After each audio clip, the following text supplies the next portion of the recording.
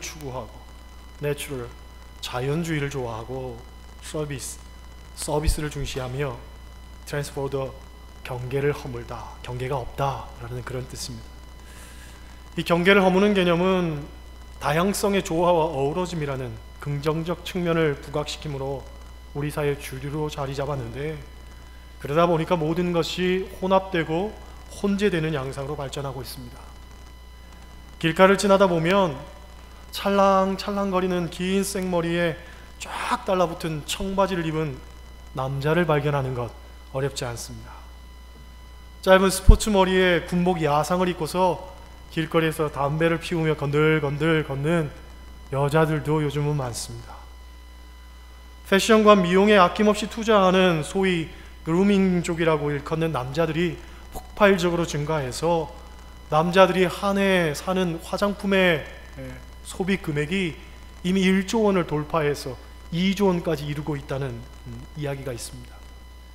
군인이나 경찰, 배관공이나 용접공 같이 예전에는 남자들만의 전유물로 인식되던 직업에 진출하는 여성들도 굉장히 많아지고 있습니다. 패션은 유니섹스 패션이 유행이죠. 쉽게 말하면 남녀 공용이라는 거예요. 남자가 입어도 되고 여자가 입어도 괜찮습니다. 음악도 크로스오버 뮤직이 대세입니다. 장르가 정해져 있지 않습니다. 락이면 락, 발라드면 발라드인데 락 발라드 섞어버리지요. 뽕짝으로 된 발라드도 있습니다. 음식도 퓨전 요리가 각광을 받죠. 이것저것 다 섞어서 먹습니다. 서울의 어떤 가게에서 아이스크림 위에다가 청국장 소스를 얹어주는데 아주 불티나게 팔린다고 합니다. 생각해보면 잘 어우러지지 않는 조합이지만 그냥 섞어버립니다. 트랜스젠더 문화도 자연스러운 일입니다. 동성연애를 거리낌 없이 이야기하고 성소수자들의 축제가 거리에서 공공연하게 펼쳐집니다. 이러한 혼합들, 그래서 모호한 것들, 이것이 현대를 특징 짓는 하나의 현상이 되고 있지요. 문제는 이런 것들이 신앙생활에도 영향을 주고 있다는 거예요. 그래서 믿는 것도 아니고 그렇다고 안 믿는 것도 아닌 것, 그것이 오늘날 현대인들, 특별히 종교인들의 모습입니다. 진리에 대한 정확한 고찰 없이 그냥 조건 없는 허용과 용납만을 이야기를 합니다. 그래서 전통적 개념에 대한 이야기를 하면 아주 고리타분한 보수주의자로 낙인을 찍어버리고, 원칙을 이야기하면 사랑이 없고 관용이 없는 사람으로 치부되지요. 때문에 다들 그냥 좋은 게 좋은 거라는 그런 생각 가지고 웃으며 넘겨버립니다. 이러한 신앙의 모습들이 우리 주변에서도 아주 자연스러운 것으로 인식되고 있는데, 성경은 우리에게 분명히 이야기를 하지요. 너희가 차든지 덥든지 하라. 분명한 신앙적 원칙을 가지고 살라는 거예요. 모호한 신앙 태도는 안 된다는 거죠. 신앙생활에 있어서 그냥 막연한 막무가내로 수용하고 타협하는 것, 이건 능사가 아니라는 거예요. 지킬 건 지켜야 되는 것이고 분명한 신앙적 원칙과 근본은 있어야 된다는 겁니다. 여러분, 우리가 신앙생활하면서 절대로 흔들리지 말아야 되는 것이 있는데, 그것이 뭐냐면 믿음의 고백입니다. 그 믿음의 고백은 오직 예수라는 말로 귀결이 되지요. 성경에 천하인간의 다른 이름을 우리에게 주신 일이 없다라고 선언을 합니다. 다른 건 다 양보를 해도 예수만큼은 안 된다는 거예요. 할렐루야. 오늘 본문을 보면 예수님께서 제자들에게 이런 질문을 하시죠. 너희는 나를 누구라 하느냐? 사람들이 나를 누구라 하느냐? 나를 누구라 하느냐? 이 질문을 2번에 걸쳐서 묻고 있습니다. 처음에는 13절 말씀, 사람들이 나를 누구라 하느냐? 사람들이 인자를 누구라 하느냐? 하고 물어봅니다. 이 첫 번째 질문에 제자들은 입을 모아서 서로 다투어 자기들이 들어온 이야기들을 꺼내놓지요.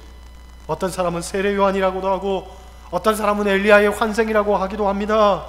어떤 사람은 대선지자 예레미야가 다시 태어났다 하는 사람도 있고, 혹자는 여러 선지자 중에 하나라고 이야기를 합니다. 마치 무용담 꺼내놓기나 하듯이 제자들이 앞다퉈서 이런저런 얘기를 합니다. 그런데 예수님은 그 대답에는 관심이 없습니다. 아무 말씀도 하지 않으시고 다시금 두 번째 질문을 던지죠. 그렇다면 너희는 나를 누구라 하느냐? 너희는 나를 누구라 하느냐? 다른 사람들이 무엇라고 하든, 책에 나에 대해서 어떻게 써놓았든지 간에 예수님이 알고 싶은 관심은 그게 아니라는 거지요. 너희가 생각하는 나, 바로 내 앞에 있는 여러분들이 생각하는 그 믿음의 고백, 그것을 주님은 알고 싶은 거예요. 그래서 제자들에게 사람들이 나에 대해서 무엇라고 하든지 나는 관심 없고 너희는 나를 무엇라고 하느냐, 어떻게 고백할 수 있느냐 하고 물어보신 겁니다. 그런데 그 질문 앞에 제자들은 잠잠할 수밖에 없었죠. 여러분, 우리도 그렇습니다. 우리는 예수님에 대해서 많이 압니다. 왜? 신앙생활 수십 년 했거든요. 많은 설교를 들었습니다. 많은 가르침을 받았습니다. 많은 성경 공부를 했습니다. 그래서 예수님의 인적 사항이라든가 행적이라든가 예수님에 대한 어떤 기독론적 풀이라든가 해박한 지식들을 갖고 있습니다. 그런데 정작 나에게 있어서 예수님은 누구냐? 라고 물었을 때에 정말 정확하게 그 대답에 대답할 수 있는 사람은 몇이나 될까? 우리가 궁금증을 자아내게 됩니다. 여러분, 신앙은 내 안에서 일어나는 사건이지 다른 어느 누구도 대신해 줄 수 있는 건 아닙니다. 그렇죠? 대신 믿어줄 수 있는 것도 아니고 대신 고백해 줄 수 있는 것도 아닙니다. 부모라 할지라도 내 신앙 대신해 주는 것도 아니고 내 남편이 나 대신에 신앙생활 해주는 게 아니란 말이죠. 에스겔서에 이런 말씀이 있습니다. 비록 노아, 다니엘, 욥 이 세 사람이 거기 있을지라도 그들은 자기의 의로 자기의 생명만 건지리라. 위대한 신앙인이었던 노아라든가 다니엘이라든가 욥이라든가 그 사람들과 우리가 같이 있는다 해서 우리도 그냥 도매급으로 구원받는 게 아니라는 거예요. 우리도 덩달아서 천국 가는 게 아니라는 거죠. 그들은 그들의 믿음 가지고 천국에 가는 것이고 나는 내 믿음 가지고 천국 가는 거예요. 아무리 훌륭한 말씀이 선포되어지고 그것을 내가 듣는다 할지라도 그것이 나의 믿음의 고백으로 자리 잡지 않는다면 소용없다는 거예요. 아무리 좋은 교회를 다니고 아무리 좋은 믿음의 동역자들과 함께 우리가 앉아있다 할지라도 하나님의 우리의 믿음에 대해서 물어보실 때 내가 고백하는 나만의 믿음이 없다면 그건 소용없는 일이라는 거죠. 그렇잖아요. 다른 사람들이 예수님을 어떻게 생각하는지 우리가 들은 것도 많고 아는 것도 많아도 정작 나에게 있어 예수님은 어떤 분인가 할 이야기가 없다면 정말 문제가 아닙니까? 머리로 하는 지식은 많은데 눈물로 고백되는 예수가 없습니다. 우리의 뜨거운 가슴으로 우리의 뜨거운 심장으로 고백하는 주님이 없습니다. 그렇다면 정말 예수님이 말구에서 100번을 태어난다 할지라도 내 마음속에서 한 번 태어나지 않는다면 아무 의미가 없는 거예요. 그렇잖아요? 예수님께서 내가 누구냐 하고 물어보신 이 심각하고도 본질적 질문을 하신 곳은 오늘 본문을 보면 가이사랴 빌립보 가이사랴라는 지방이었습니다. 이 빌립보 가이사랴 지방은 이 질문과 관계에서 아주 특별한 의미가 있는 곳입니다. 왜냐하면 다음과 같은 세 가지 이유 때문에 그렇습니다. 첫 번째로 이 지역은 바알 숭배와 아주 깊은 연관이 있는 바알 숭배의 중심지였습니다. 가이사랴 빌립보 근처에는 고대 바알 신당이 14곳이나 있었다고 합니다. 두 번째로 이것은 고대 헬라 신들을 섬기는 신당들도 많았습니다. 특히 자연의 신이었던 펜이라는 시인이 태어난 곳으로 숭배되던 지역이라 이 지역 이름도 페니아스라고 불렀습니다. 오늘날에도 베니아스라고 부른다고 합니다. 헬라 신을 섬기는 신당이 많았던 곳. 세 번째는 황제 숭배가 왕성했던 그런 곳이 바로 이 빌립보 가이사랴였습니다. BC 20년에 로마의 아우구스투스 황제가 분봉왕이었던 헤롯에게 이 지역을 선물로 줍니다. 그러니까 헤롯은 또 황제에 대한 어떤 충성을 보이기 위해서 이곳에 황제를 위한 신당을 지어서 보답을 하지요. 그리고 이 도시와 신당을 더욱 아름답게 가꾸어서 이곳 이름을 페니아스 대신에 가이사랴, 즉 황제의 도시다. 오늘 본문에 나오는 가이사랴라는 지명의 이름이 황제의 도시라는 그런 의미가 있습니다.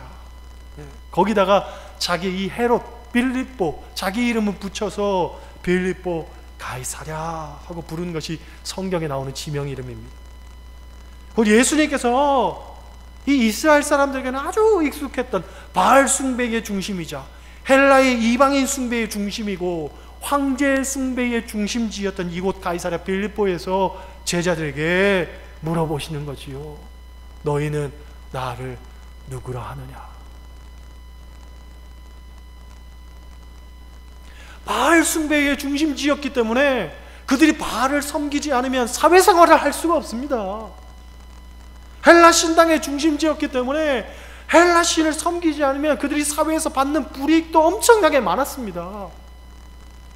황제의 숭배의 중심지였기 때문에 정말 황제에게 절하고 황제에게 타협하면서 살지 않으면 소위 세상에서 사회에서 살 수가 없는 그런 여건들 속에 있었습니다. 그런 상황 속에서 너희는 나를 누구라 하느냐 하고 묻는 거지요.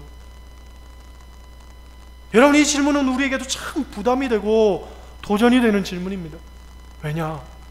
우리도 우리 삶 속에 너무 많은 신들을 모시고 있고 또 너무 많은 어떤 중요성들을 붙들고 살기 때문에 그렇습니다. 그렇죠? 사회생활도 해야 되고 직장도 다녀야 되고 세상에 있는 사람들도 만나야 되고 사람들이 하는 이야기에 귀를 기울여야 되고 그들이 가지고 있는 풍습과 전통과 관습 가운데 우리도 얽매여야 되고 이것으로부터 떨어지면 사람들에게 비웃음을 사고 사람들이 모두 따르는 어떤 전통과 풍습들을 거부하면 그들로부터 따돌림을 당하고 왕따를 당하고 도무지 먹고 살 수 없는 환경 속에 처해지게 된단 말이지요.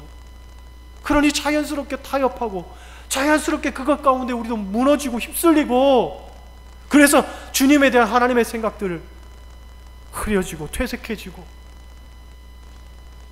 이것이 우리의 모습 아닙니까? 하찮아진 하나님이란 책을 보면 20세기 말엽 교회가 저지르고 있는 가장 사악한 죄는 하나님을 소홀히 여기는 것이다 라고 이야기를 합니다. 사람들이 절대적 존재, 유일의 존재로서 하나님을 섬기는 게 아니라 그냥 내 편리에 따라서 하나님을 높이기도 하고 낮추기도 하고 받아들이기도 하고 거부하기도 한다는 거예요. 하나님의 시선에다가 나를 갖다 맞추는 게 아니라 내 시선에다가 하나님을 맞추려고 하는 거지요. 그래서 걸핏하면 하나님 필요합니다. 하나님 뜻입니다. 잘도 그렇게 이야기하는데 정작 중요한 순간에는 하나님 온데간데 없다는 거죠. 또 너무나 많은 그리스도인들이 이것은 하나님 뜻입니다 하고 이야기한다는 거예요. 무슨 얘기냐면 자기가 실수해놓고서는 하나님 뜻입니다 하고 말하고 죄로 인해서 걸려 넘어지고서는 그것도 하나님 뜻입니다 하고 이야기하고 자기의 게으름과 무능 때문에 벌어진 일인데도 하나님 뜻입니다 하고 자기 편에서 쉽게 말한다는 거예요. 그러는 사이에 하나님은요 왔다 갔다 하는 존재가 되는 거예요. 그냥 내 편의상 받아들였다 받아들여지지 않았다 하는 존재가 되는 거예요. 어떨 때는 하나님 절대적인 힘이 필요하지만 어떨 때는 하나님은 나와 거리가 너무나 먼 분, 그래서 세상에 있는 사람들의 도움, 힘 있는 권세자들의 도움, 돈 있는 사람들의 도움, 이것이 더 나의 피부에 와닿을 때가 많다는 거지요. 그래서 오늘날 하나님을 믿는 사람들, 많은 그리스도인들을 보면 하나님은 절대적인 분이고 나의 인생을 송두리째 받쳐서 붙들어야 되는 분이 아니라 그냥 믿어도 좋고 안 믿어도 좋고 주일날 교회에 나와서 하나님께 예배드리면 내 할 본분을 다 한 것으로 인식하는 그 정도의 하나님으로 전락시키고 말았다는 거지요. 여러분, 안 되는 겁니다. 무엇보다 하나님이 우선이고 무엇보다 우리 주님이 우선입니다. 우리의 성공과 출세, 돈, 명예, 경험, 가족, 자녀, 직장, 수 없는 우상들보다도 하나님이 우선이라는 거예요. 그래서 그것들 앞에서 주님 오늘 우리에게 물으시잖아요. 너희는 나를 누구라 하느냐? 예수님의 물음 앞에 베드로는 정말 위대한 고백을 합니다. 주는 그리스도시요 살아계신 하나님의 아들이시니이다. 할렐루야. 이 고백을 듣고서 주님이 얼마나 기뻐하셨는지 17절 말씀, 예수께서 대답하여 이르시되 바요나 시몬아 네가 복이 있도다. 이를 내게 알게 하니는 혈육이 아니요 하늘에 계신 내 아버지시니라. 할렐루야. 이 베드로의 신앙 고백이 초대교회 그리스도인들의 신앙 고백이 되어서 로마 박해가 정말로 극에 달할 때에도 그리스도인들은 이 모진 이 고백을 붙들고서 모진 시련과 박해를 넉넉히 이겨낸단 말이지요. 여러분, 우리에게도 이 고백이 필요합니다. 주는 그리스도시요 살아계신 하나님의 아들이십니다 라는 고백이 필요합니다. 그래야 낙심치 않습니다. 그래야 넘어지지 않습니다. 그래야 좌절하지 않습니다. 그래야 낭망하지 않습니다. 신앙생활이 매 순간 항상 좋을 수만은 없습니다.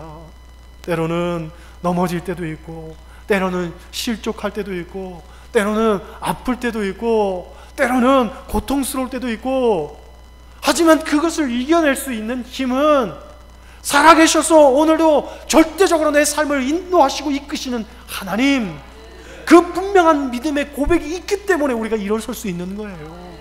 이 고백이 없으면 쉽게 고꾸라지는 거예요.